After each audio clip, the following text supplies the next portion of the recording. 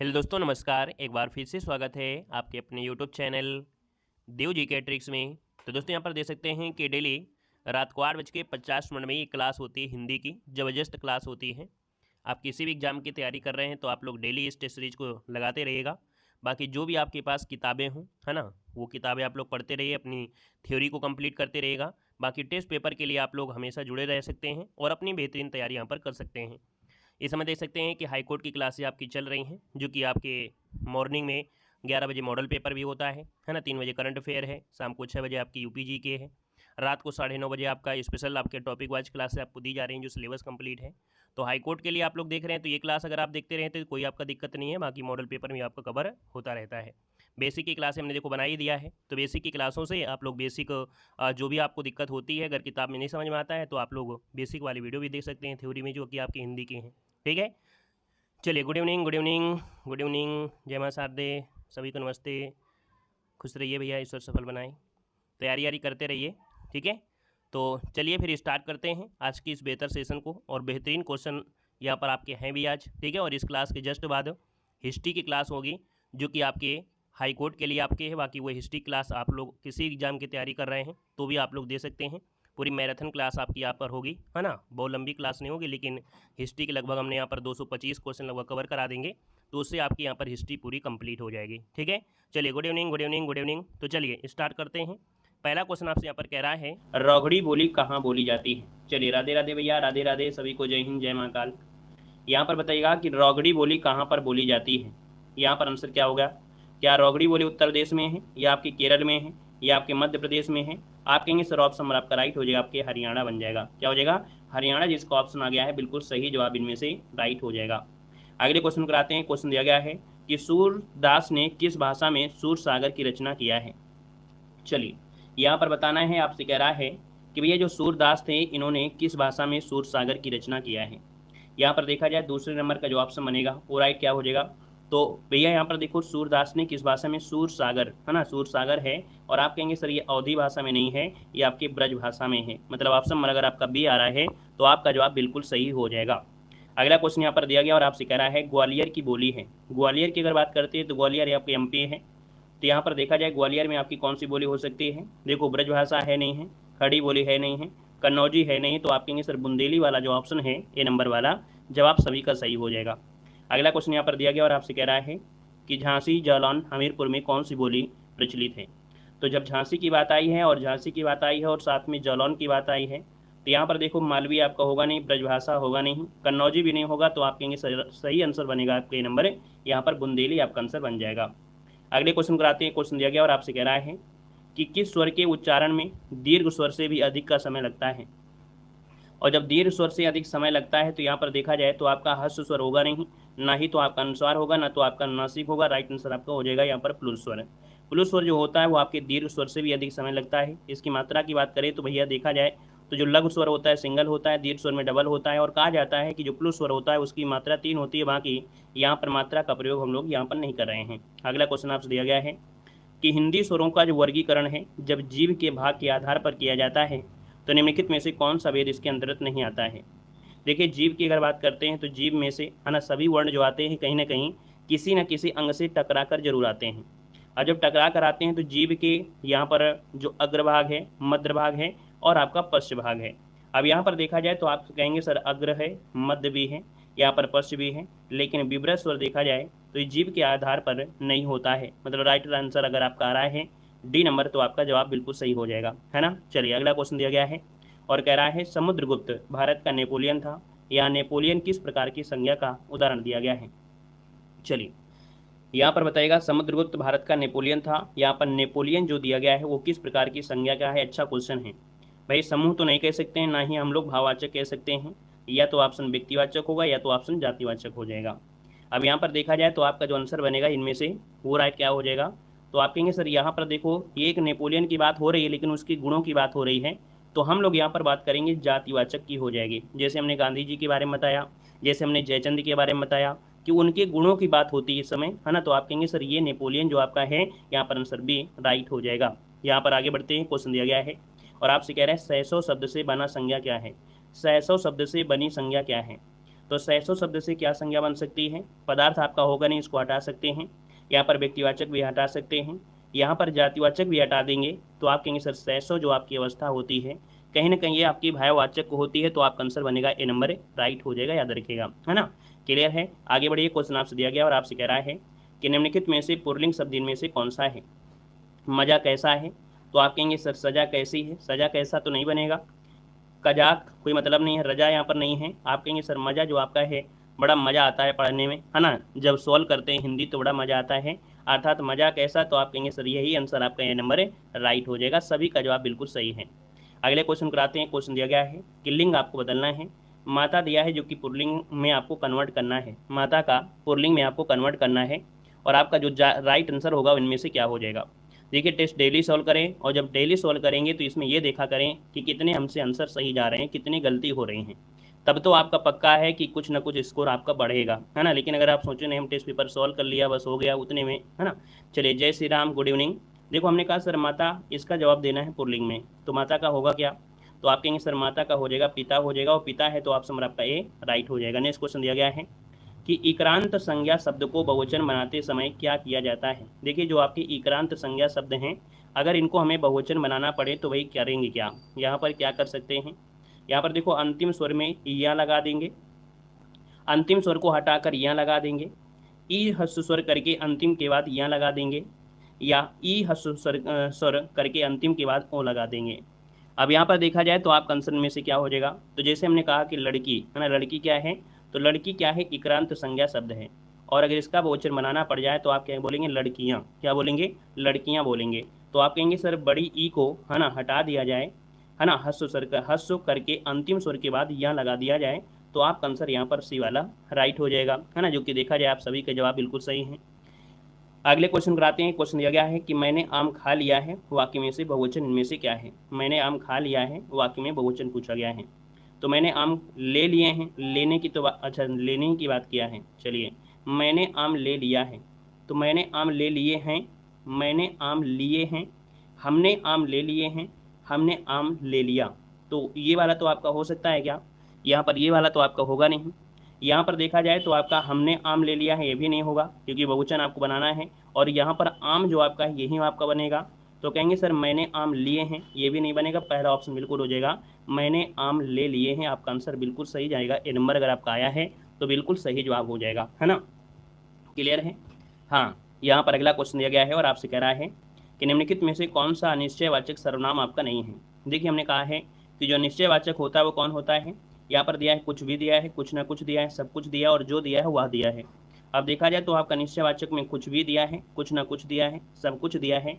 आप कहेंगे sir option आपका जो डी आ रहा है ना, क्या, जो और वह, जो और वह जो आपके हैं कहीं ना कहीं ये संबंध को दर्शा रहे हैं, तो आप कहेंगे इस प्रकार से आंसर आपका डी नंबर राइट हो जाएगा। अगला क्वेश्चन यहाँ पर दिया गया और आपसे कह रहा है कि कोई और कुछ का प्रयोग इनमें से किस सर्वनाम में किया जाता है। कोई दिया है और कुछ दिया गया है, संबंध होगा नहीं, यहाँ पर निजवाचक भी नहीं होगा, या तो आपका निश्चय होगा या तो अनिश्चय होगा। तो आप कहेंगे सर यहाँ पर निश्चय भी हट जाएगा, क्योंकि निश्चय में होता है यह होता है और वह होता है, तो आपका जवाब हो जाएगा सी नंबर की हो जाएगा, है ना। यहाँ पर अगला क्वेश्चन आपसे कह रहा है कि निम्न शब्दों में से विशेषण आपको बताना है। यहाँ पर विशेषण क्या हो जाएगा, प्रपंच दिया गया है, सरपंच दिया है, पहुँच भी दिया है, लेकिन अगर बात करें पाँचवां, जैसे बोलते हैं ना चौथा, पाँचवां, छठा, सातवां, आठवां, तो सीधी सीधे आंसर आपका बनेगा डी नंबर यहाँ पर राइट हो जाएगा, याद रखेगा, है ना। ये निश्चित वाचक संख्या में आपका आ जाएगा, जो कि क्रमवाच्य में आता है। किस में आता है, तो आपके क्रमवाचक में ये आपका आता है, याद रखेगा। नेक्स्ट क्वेश्चन आपसे दिया गया है कि निम्नलिखित में से कौन शब्द आपका विशेषण है। कुटिलता दिया है, जटिलता है, कौटिल्य है, और कुरूपता दिया गया है। देखा जाए तो आप तुक्का भी लगा सकते हैं, है ना, अगर तुक्का लगाना चाहें तो लगा सकते हैं। कुटिलता है, जटिलता है, कुरूपता है, लेकिन कौटिल्य जो दिया गया है कहीं ना कहीं इनमें से क्या है, सबसे अलग है। तो आप कहेंगे कौटिल्य शब्द क्या है ना, यहाँ पर जो आंसर आपका बनेगा वो राइट इनमें से क्या होगा, सी वाला हो जाएगा, क्योंकि इन तीनों में से, चारों में से एक ही आपको अलग दिख रहा था, है ना। तो इसका आंसर जो आपका हो जाएगा वो आपका सी बनेगा। तो आप कहेंगे सर यहाँ पर कुटिलता है, जटिलता है और कुरूपता क्या है, ये आपके भाव को दर्शाते हैं, अर्थात ये क्या हो जाएंगी, भाववाचक संज्ञाएं बन जाएंगी, है ना। क्लियर है? किसी को दिक्कत हो तो तुरंत कमेंट करें, जिस भी क्वेश्चन में थोड़ा भी दिक्कत हो तो तुरंत कमेंट करें, आपके समाधान आपका होगा। अब बहुत दिन निकल जाएंगे, अगर बहुत दूर निकल जाएंगे तो थोड़ा सा पीछे आने में समस्या होगी, क्योंकि बैक गियर डालने में थोड़ा सा दिक्कत हो जाती है। देखो, अब पढ़कर क्या होगा, इस वाक्य में कौन सी क्रिया है, अब पढ़कर क्या होगा वाक्य में कौन सी क्रिया है। मान लो अगर हमको नहीं आता है कि ये ऐसा हमको क्वेश्चन नहीं बनता है तो हम ऑप्शन का सहारा लेंगे। यहाँ पर संयुक्त क्रिया होगा नहीं, क्योंकि ना ही तो और दिया गया है या ना कुछ दिया गया है। हो सकता है क्या संयुक्त क्रिया, चलिए क्या संयुक्त क्रिया हो सकता है। यहाँ पर प्रेरणार्थक क्रिया भी नहीं है, यहाँ पर कर्म, दो कर्म तो है नहीं है, क्योंकि पढ़ना क्या है क्रिया है, तो इसको भी हटा देंगे, एक बचेगा। यहाँ पर पूर्वकालीय होगा, अब पढ़कर क्या होगा, तो यहाँ पर आंसर आपका क्या बनेगा, ए नंबर राइट हो जाएगा। अगला देखो दिया गया है और आपसे कह रहा है कि जब कर्ता एक क्रिया समाप्त कर उसी क्षण दूसरी क्रिया में प्रवृत्त हो जाता है तो पहली क्रिया क्या कहलाती है। ये सीधा सीधा हमने आपको परिभाषा बताया है ना। और जब सीधा सीधा हमने आपको परिभाषा बताया है तो आप कहेंगे सर ये आपका क्या है, सहायक क्रिया होगा नहीं, नाम होगा नहीं, भूत होगा नहीं, तो आप कहेंगे सर ये पूर्वकालिक क्रिया की सीधी सीधी आपकी परिभाषा यहाँ पर दी गई है। क्लियर है, राम राम भैया, राम राम, जय हिंद। चलिए अगला क्वेश्चन आपसे दिया गया और आपसे कह रहा है कि वाक्य में जिस शब्द से क्रिया के संबंध का बोध होता है, संबंध का बोध होता है, उसे क्या कहते हैं। अपादान हटा दीजिए, करण हटा दीजिए, संप्रदान हटा दीजिए, आप कहेंगे सर ये नंबर लगा दीजिए, संबंध कारक का हो जाएगा। ऐसे ही आपको पेपर में भी सॉल्व करना है, ठीक है, ऐसे ही आपको पेपर में भी सॉल्व करना है ना। याद रखिए ऐसे ही सॉल्व करना है कि अगर आपको नहीं भी आता है तो हमको कौन से ऑप्शन को हटाना है, कौन से जोड़ना है, यही आपको सॉल्व करना है। कह रहा है वाक्य में जिस शब्द से क्रिया के संबंध का बोध होता है, तो आपका आंसर हो गया संबंध बोधक। नेक्स्ट क्वेश्चन दिया गया है कि निम्न में से किस वाक्य में संप्रदान कारक है। संप्रदान मतलब होता है जब देने का भाव हो, है ना, जब देने का भाव हो तो वहाँ पर संप्रदान होता है। कभी कभी क्या होता है कि संप्रदान शब्द आपको लगेगा नहीं कि इसमें दिया जा रहा है, लेकिन फिर भी वहाँ पर संप्रदान होता है। जैसे अगर हम आपसे एक उदाहरण बोले कि ये जो चाबी है वो ताले की चाबी है ना, क्या ये ताले की चाबी है, तो जो ताले की चाबी है कहीं ना कहीं जो चाबी है वो ताले को दी जाती है तभी उसको लॉक खुलेगा, है ना, तो ये भी क्या होगा संप्रदान में। अब यहाँ पर देखा जाए तो आप कहेंगे सर राजा ने निर्धनों को कंबल दिया और दिया है, तो इसका मतलब आपका आंसर सीधा बनेगा सी नंबर, ठीक है, हाँ बिल्कुल सही है। अगला क्वेश्चन यहाँ पर दिया गया और आपसे कह रहा है कि निम्नलिखित प्रश्न में 4 विकल्प दिए हैं, दिए गए वाक्य का सही काल आपको पहचानना है। यदि मैं समय पर स्टेशन पहुँचता तो मेरी गाड़ी न छूटती, यदि मैं समय से पढ़ाई करता तो मैं एग्जाम में पास हो जाता, है ना। तो यहाँ पर कहीं ना कहीं आपकी जो गाड़ी है वो छूट गई है, क्रिया क्या हो गई है, यहाँ पर पूरी हो गई है। और भैया जब क्रिया यहाँ पर पूरी हो गई है तो इसका मतलब है कि आप कहेंगे सर ये हेतु हेतु भूतकाल बनेगा, ऑप्शन नंबर आपका बी राइट हो जाएगा, याद रखिएगा। अगले क्वेश्चन कराते हैं। क्वेश्चन दिया गया है कि यदि बारिश होती तो सूखा ना पड़ता। अब इसका तो आप जवाब देंगे ही देंगे सभी लोग। चलिए इसका जवाब दीजिए कि यदि बारिश होती तो सूखा ना पड़ता। इसका आंसर इनमें से राइट क्या बनेगा, यहाँ पर जवाब देना है। यदि बारिश होती तो सूखा ना पड़ता, इसका मतलब सूखा पड़ चुका है और इसका मतलब क्रिया पूरी हो गई है, तो आप कहेंगे सर ये हेतु हेतु मतलब भूतकाल, आपका आंसर बन जाएगा ए नंबर। अगला देखो यहाँ पर दिया गया और आपसे कह रहा है कि निम्न में से भाववाच्य आपको बताना है। यहाँ पर जो भाववाच्य वो आपका है कौन, तुम फूल तोड़ोगे, अब चला जाए, बच्चे खेल रहे हैं, पुस्तकें लिखी जाएंगी। यहाँ पर देखा जाए तो इसका आंसर है क्या, चलिए वेलकम है भैया, वेलकम है जितने लोग यहाँ पर हैं। यहाँ पर देखा जाए तो ऐसी स्थिति में आप आंसर क्या सही करेंगे। यहाँ पर देखा जाए तो आप कहेंगे सर यहाँ पर जो आप दिया है अब चला जाए, तो यहाँ पर कहीं ना कहीं आपके भाव को दर्शा रहा है कि अब चला जाए, है ना, काफ़ी रात हो गई है, अब चला जाए, लंबी क्लास हो गई है, पढ़ते पढ़ते बोर हो गए हैं, तो कहीं ना कहीं आपका ये बी हो जाएगा। और आपने आपको बताया था कि कभी कभी ऐसा होता है कि यहाँ पर नहीं वाला भी ऑप्शन होता है ना, कि मीरा से चला नहीं जाता है। अगर इसकी जगह अगर ऑप्शन में होता मीरा से चला नहीं जाता है तो हम फिर ऑप्शन नंबर आपको डी लगाते, फिर बी को नहीं लगाते। लेकिन जब डी आपका ऐसा नहीं होता है तब ऐसी स्थिति में बी को सही किया था, या आयोग के माध्यम से किया भी गया है। यहाँ पर अगला क्वेश्चन आपसे कह रहा है कि निम्न में से अव्यय कौन सा है। अव्यय मतलब होता है जिसमें व्यय न किया गया हो, जिसमें हम परिवर्तन ना कर सकें, है ना, किसी प्रकार का हमको टेंशन नहीं लेना है।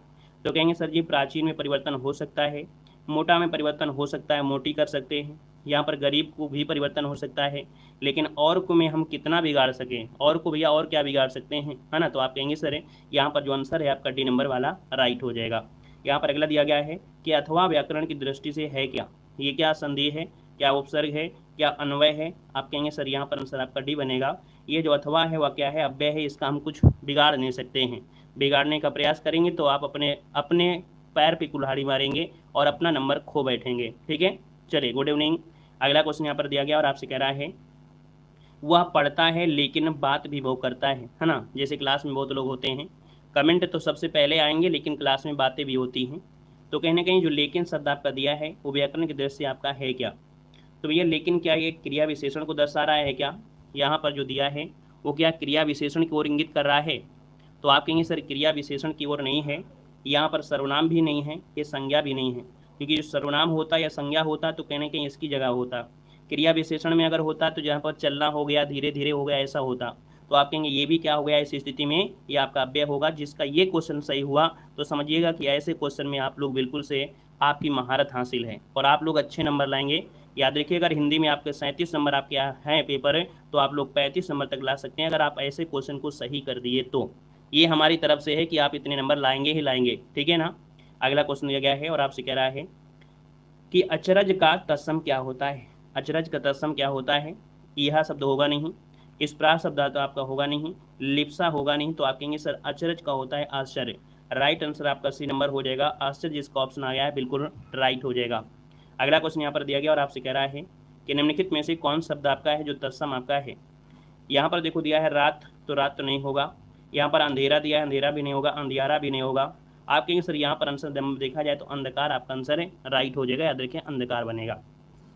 अगला दिया गया है कि निम्नलिखित में से कौन सा अज्ञानी का पर्यायवाची नहीं है। देखो अज्ञानी जो होता है उसे हम कहते क्या हैं, तो अज्ञानी मतलब कह सकते हैं क्या बोलेंगे, अज्ञानी जिसको ज्ञान नहीं है ना। तो ये अज्ञानी मतलब यहाँ पर क्या बोलेंगे, अज्ञ मतलब कुछ जो जानता हो, है ना।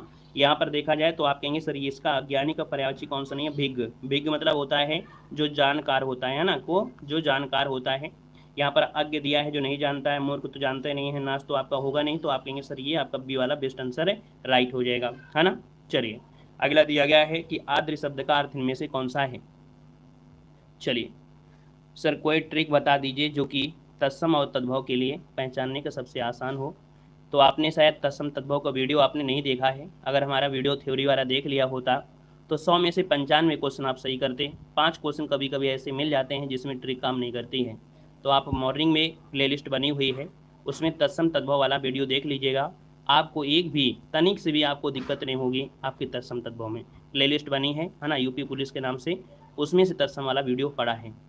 देखो आद्र दिया है और आद्र का अर्थ क्या होता है, दुख हो सकता है, व्यर्थ हो सकता है या पर्वत हो सकता है। 3 को हटाइए बच्चा क्या यहाँ पर बी नंबर, तो आपका आंसर बन गया बी नंबर, ठीक है। अगला क्वेश्चन दिया गया है कि अथ का विलोम क्या होता है। तो अथ का विलोम क्या होता है, तो यहाँ पर देखो इति दिया है और अति दिया है, तो अति होता नहीं है, पृथक हम कहेंगे नहीं, अथक यहाँ पर हटा देंगे तो आप कहेंगे सर आंसर आपका हो जाएगा यहाँ पर सी नंबर इति हो जाएगा, अथ का विलोम इति होता है। अगला क्वेश्चन यहाँ पर दिया गया और आपसे कह रहा है कि अनुरक्ति का विलोम क्या होता है। जैसे हम ऑप्शन को हटाते जा रहे हैं वैसे आपको ऑप्शन को हटाना है। नया क्वेश्चन भी होगा तो आपको पता ही नहीं चलेगा कि ये नया क्वेश्चन है। याद रखिए जैसे हम आपको हटाते चले जाते हैं, ऑप्शन ए को हटाते हैं, बी को हटाते हैं, अगर आपको क्वेश्चन आ भी नहीं रहा होगा और पता भी नहीं चलेगा कि ये नया क्वेश्चन है ना। देखो अनुरक्ति का क्या होता है, आप कहेंगे डायरेक्ट हम पढ़ेंगे विरक्ति होता है, तो आगे हमको लगाने की आवश्यकता नहीं, जो चीज़ आपको आता है वो डायरेक्ट आपको आंसर मिलेगा।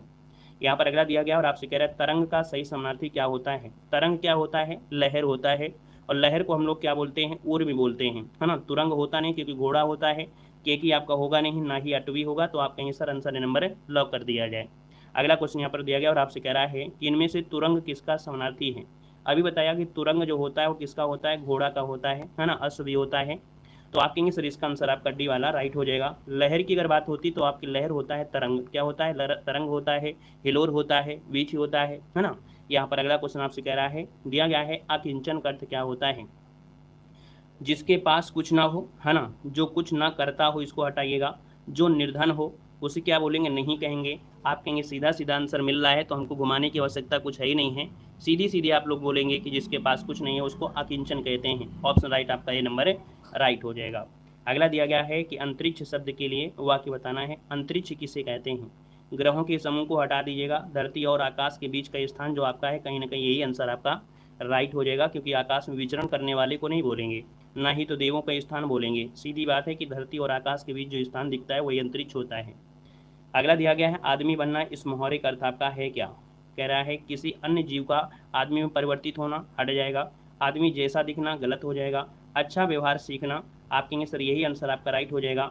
बोलते हैं ना आदमी बन जाइए, हम कभी कभी आपको डांट देते हैं, बोलते हैं आदमी बन जाओ, मतलब अच्छा व्यवहार सीख लीजिए, क्योंकि अच्छे व्यवहार अगर आप सीख लेते हैं तो कहीं ना कहीं बहुत आगे कुछ कर भी कर पाएंगे, है ना। यहाँ पर आंसर आपका सी हो जाएगा। अगला देखो दिया गया और आपसे कह रहा है आँख खुलना, इस मोहरे का अर्थ क्या होता है।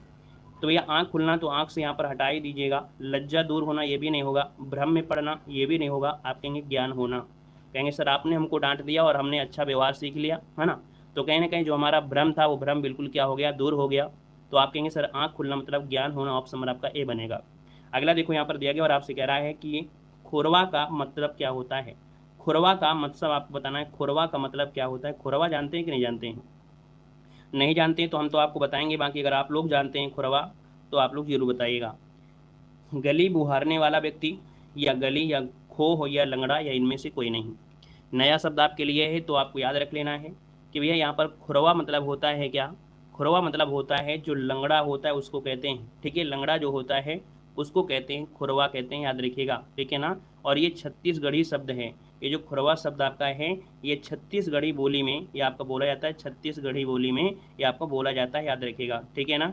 अगला क्वेश्चन आपसे दिया गया है और आपसे कह रहा है कि गणना, गणना शब्द युग्म के सही अर्थ बताना है। यहाँ पर एक शब्द दिया है गणना, एक शब्द दिया है गणना। तो कहेंगे सर यहाँ पर गणना मतलब क्या होती है, किसी की गिनती करना।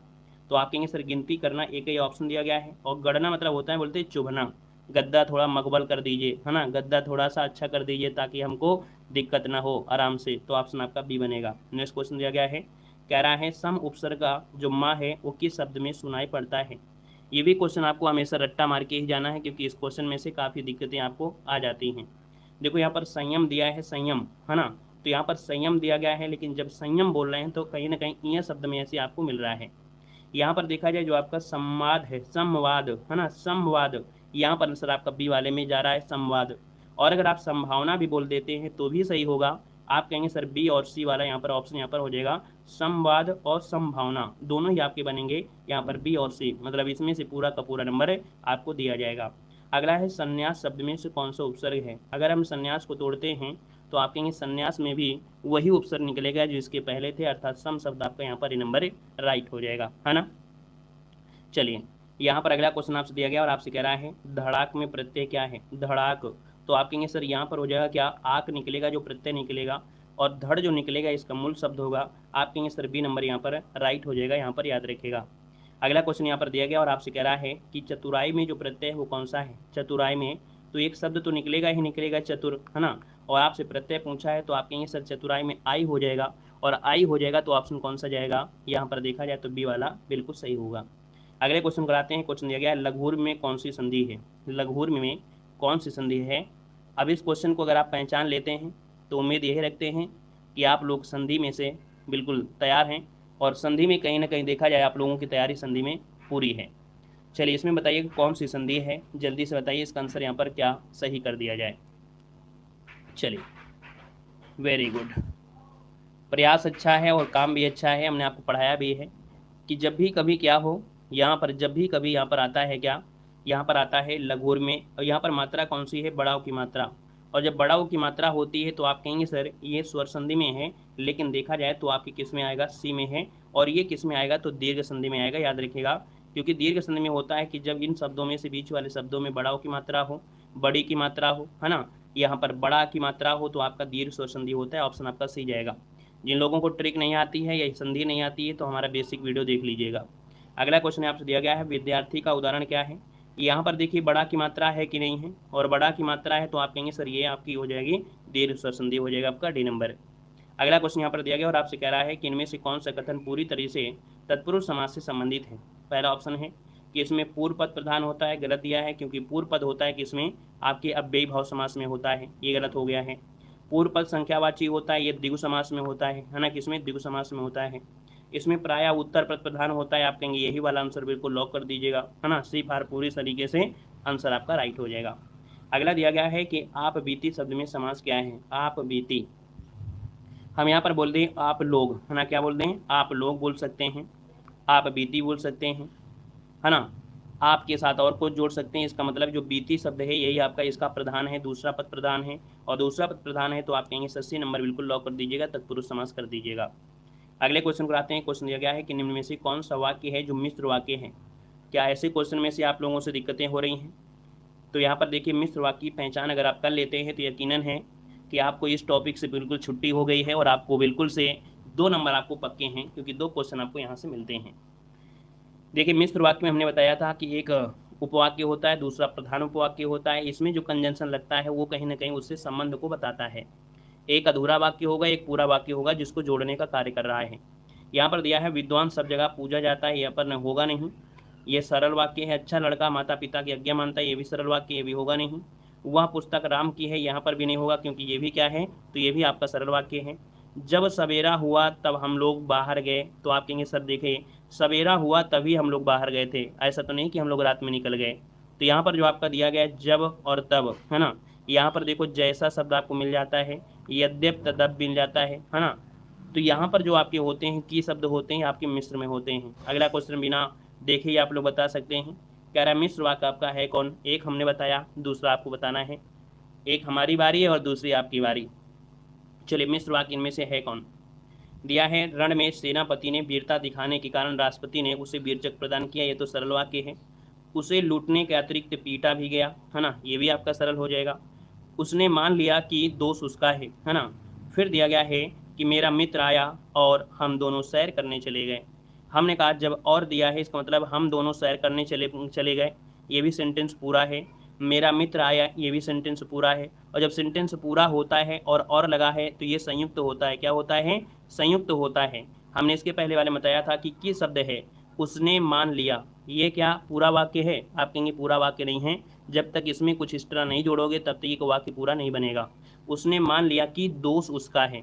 अब जब इसको बोला गया इसके साथ तभी ये सेंटेंस पूरा हो जाएगा, अन्यथा ये पूरा सेंटेंस नहीं बनेगा। ये जो उसने मान लिया ये अधूरा वाक्य है और ये जोड़ने का कार्य कर दिया कि, है ना। अब ये पूरा होगा कि उसका दोष है, अर्थात समझ गए होंगे कि जब कोई अधूरा वाक्य होता है तो अधूरा वाक्य को जोड़ने वाले जो कंजंक्शन होते हैं वो की होता है, जैसे होते हैं, यद्यपि होता है, तदापि होते हैं, ये शब्द आपके होते हैं।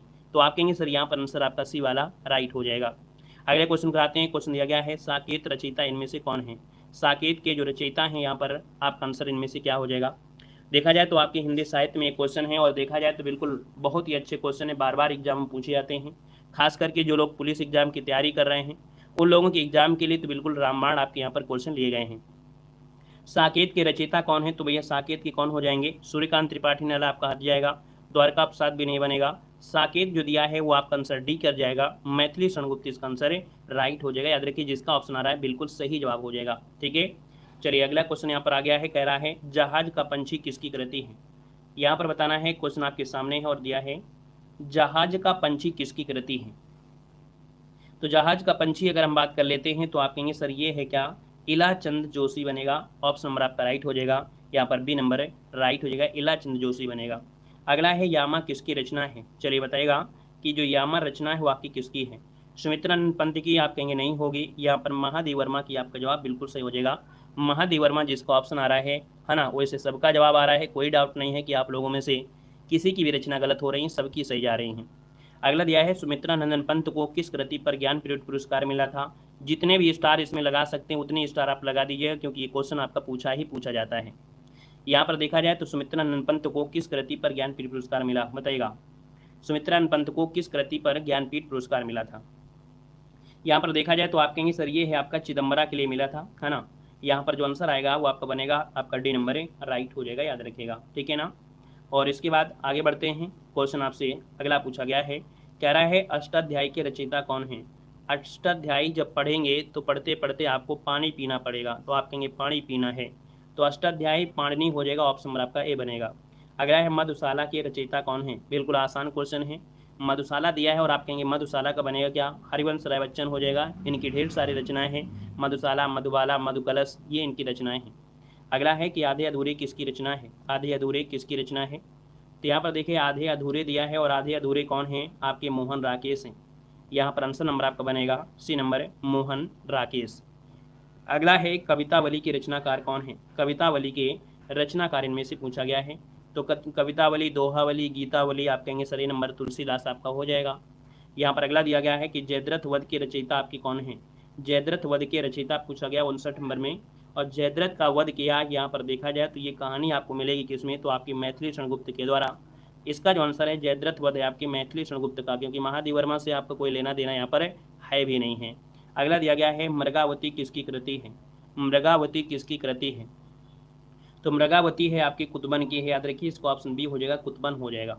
यहाँ पर अगला दिया गया है कि प्रेम पचीसी की रचना किसने किया है, बताएगा कि प्रेम पचीसी की जो रचना किया है वो किसने किया है। प्रेम पचीसी की अगर बात करते हैं तो लेखक हैं आपके मुंशी प्रेमचंद। कौन है? मुंशी प्रेमचंद। ऑप्शन नंबर आपका ए बनेगा। और अगला है आखिरी कलाम के रचयिता कौन है? आखिरी कलाम के रचयिता आपके कौन हैं? यहाँ पर देखिए 62 नंबर दिया है और 62 की बात करते हैं तो आप कहेंगे आखिरी कलाम, जिसका ऑप्शन आ रहा है यहाँ पर कौन? प्रेमचंद आपका होगा नहीं। यहाँ पर देखिए आपका आंसर क्या बनेगा? प्रेमचंद नहीं है तो फिर आपका हो क्या सकता है भैया? मलिक मोहम्मद जायसी हो जाएगा। याद रखिएगा आखिरी कलाम है मलिक मोहम्मद जायसी। राइट आंसर आपका बी के साथ जाएगा। ठीक है, अगला क्वेश्चन यहाँ पर दिया गया है कि विनय पत्रिका जो आपकी किसकी कृति है? विनय पत्रिका है और ये किसकी कृति है? विनय पत्रिका है आपकी किसकी है? तुलसीदास की बनेगी। सॉरी, तुलसीदास कहाँ पर लिखा है? वो आपका लिखा है डी के साथ लिखा है, तुलसीदास बनेगी। अष्टछाप के सर्वश्रेष्ठ भक्त कवि के रूप में किसका नाम लिया जाता है? जब भी आपसे बात किया जाए कि अष्टछाप के कवि कौन है और इनमें से अगर पूछा जाए सर्वश्रेष्ठ कवि जो आपके हैं वो कौन है, तो कहेंगे सर्वश्रेष्ठ कवियों में से सूरदास का नाम लिया जाता है। आपका आंसर बी के साथ जाएगा। बाकी देखा जाए तो 4 कवि थे वल्लभाचार्य के, क्योंकि सूरदास, कुंभनदास, साथ में परमानंद दास और कृष्णदास। 4 अन्य सदस्य जो आपके थे अर्थात वो विठलनाथ के शिष्य थे, गोविंद स्वामी, नंददास, छीत स्वामी और चतुर्बुद्ध दास, है ना। तो आपको 8 को याद रख लेना है क्योंकि यहाँ से क्वेश्चन आपका बनता है। अगला है यशोधरा किसकी रचना है? यशोधरा दोस्तों एक काव्य है और यहाँ पर देखा जाए तो यशोधरा आपकी मैथिली शरणगुप्त की बनेगी। ऑप्शन नंबर आपका सी राइट हो जाएगा। अगला है चित्रलेखा के रचनाकार कौन है? चित्रलेखा के रचनाकार आपके कौन हैं? देखो यहाँ पर चित्रलेखा की अगर बात करते हैं तो आपका आंसर हो जाएगा भगवती चरण वर्मा। क्या बनेगा? यहाँ पर भगवती चरण वर्मा बनेगा। ऑप्शन नंबर आपका सी की ओर जाएगा। और अगला है आजाद शत्रु किसकी कृति है?